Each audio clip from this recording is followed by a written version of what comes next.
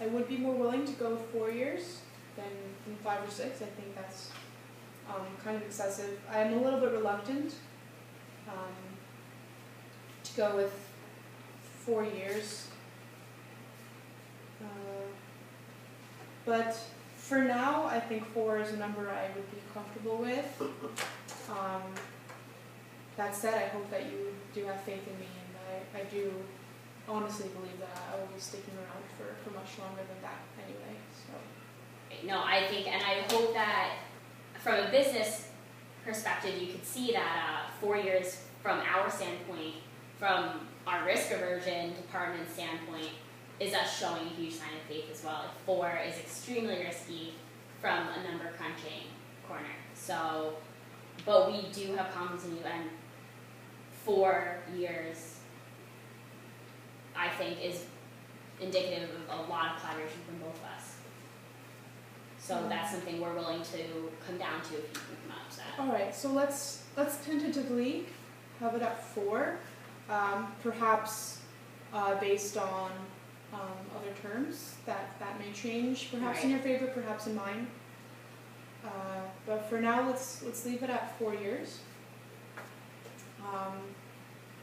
and we'll see where we go from there.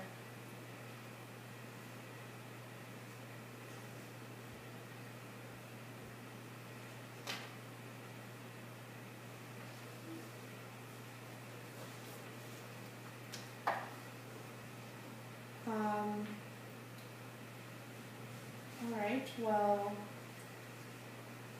could we maybe talk a little bit about the no shop provision? Because this is a term that I believe is overly restricted, and as much as working with you is my top choice because of the value that your partners add to EarthEscape, you know, I want to make sure that we've agreed upon reasonable terms. And in order to know that, I would, you know, determining if the terms are acceptable is contingent on understanding what the venture capital market, you know, what terms that the market will bear. And I must discuss term sheets with other venture capital firms in order to gauge the market interest and know if I'm really making a good decision here. So I'd like to hear your side, but do understand that I believe it's fair for me to just want to compare, and if you're comfortable with the terms that you give me, it shouldn't be an issue for me to compare them to others. Right, and we definitely pride ourselves in offering what we think is a lot of value, but it's a multi-dimensional value, and in this market, everyone pops up, new venture capitalist firms, they pop up, they fail every day, and our intern is somebody who doesn't have the experience, somebody who doesn't know what they're talking about.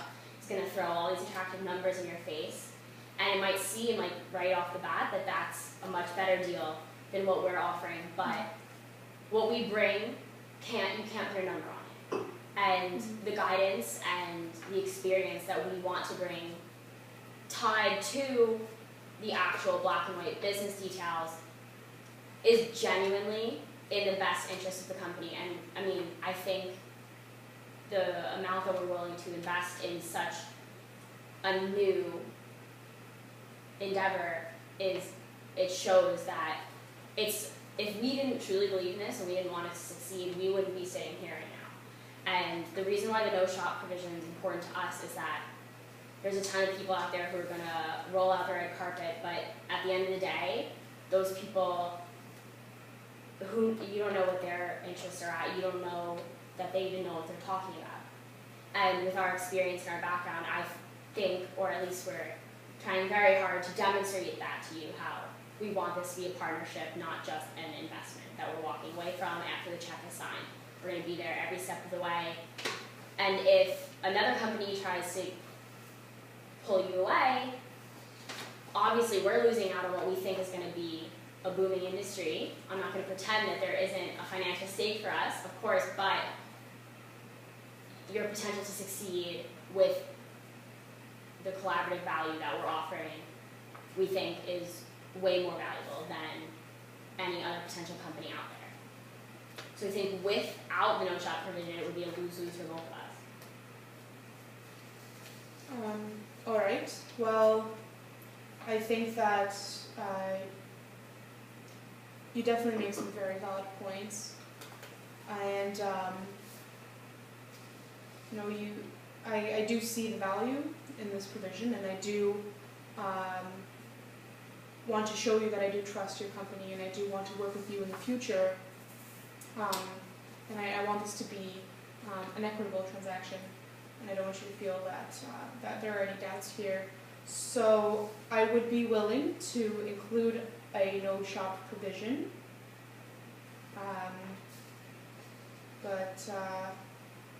yeah, I mean, I do see where you're coming from. Hopefully you can do the same for me in other terms. I'm kind of going out of my way here, but I do want to show you that I'm glad that you have that confidence in us, and I'm very sure that we will not let you down in this. So great. So we will include the no shop provision.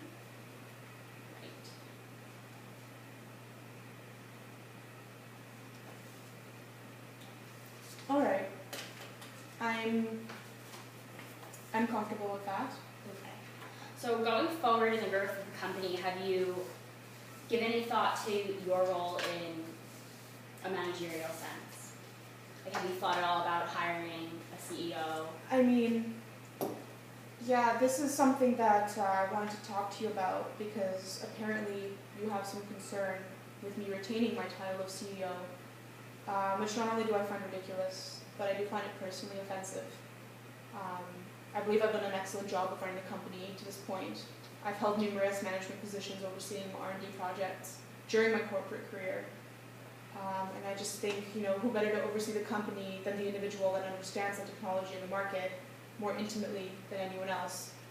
So I am a little bit uneasy with this provision, but I'd be willing to hear your side of the story and see why you think such a provision is necessary at all, before we even talk about the details there. I just want to understand why you think that I couldn't run this company. Well, it's not at all coming from a personal standpoint, and we don't want you to feel it at all, so I just want to start right off the bat letting you know that it's not at all personal. This is purely from a business structural standpoint, given our experience in companies we've worked with in the past. It has been shown that hiring professional CEOs who that is their job, that's what they do, that's what they're good at, that's what they're known for. They bring confidence to their experience, and everything, the way that they do things, brings confidence to your shareholders if you choose to go public. Just the general way the company, we by no means want to take power away from you. We just want to add another element of experience and knowledge to the table. We, of course, still want you to sit on the board. The CEO and the board would completely control hiring the CEO, so you'd be part of that every step of the way.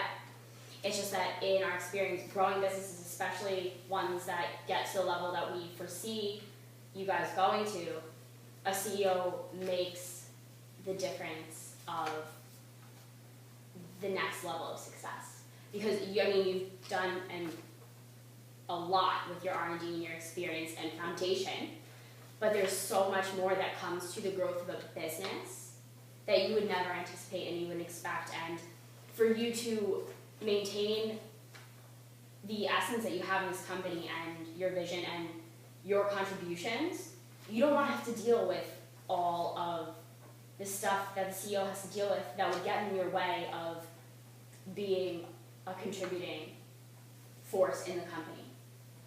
So it's not at all to stifle or cut you out. Mm-hmm. It would be just another support role. I understand. I'm still quite uneasy. I just want you to know I'm not like a serial entrepreneur. I'm going to start another company in a couple of years. I don't bounce around. This is my one shot at running a company, and this is something I really want to do. and if it means keeping my CEO position, but making you more comfortable with it, I would be willing to agree on this provision, but I would really want to discuss the projections we would choose for that. Right, I think that's fair, certainly to look at sort of like benchmarks, if you will, for how you'd be doing in your current role, and see if that would be indicative for the need of bringing on a CEO. So I think looking at projections is certainly the way to go about doing this. So would you have any potential scenarios that would have projections involved? For say like the next 5 years or something, that how this would work? I mean, I must admit the projections that I give you were admittedly, a little bit aggressive. Not that they were unreasonable, but I think, you should know that as a CEO, I cannot control all the forces. So even, moderate projections, as moderate as they may be, there are certain market forces or unavoidable delays that could cause revenue to be slightly lower than target levels for a year at some point. And I think I don't think I should be replaced if something like that happens that's completely out of my control. But I'd be willing to hear your side. Well, in this respect, the hiring a CEO would end up adding security to the rate of return on our investment, just because of the proven trajectory that bringing on a CEO has shown. So again, this is a security thing on our investment. It's something that would be very, very helpful to my company to know that there's a plan in place given projections in the next 5 years and managing growth. We would obviously be favorable to these aggressive projections because we are trying to be optimistic with how we're going, but I do see what you're talking about with the kinks that small growing businesses have to work out, and I definitely don't want, and I realize after listening to you that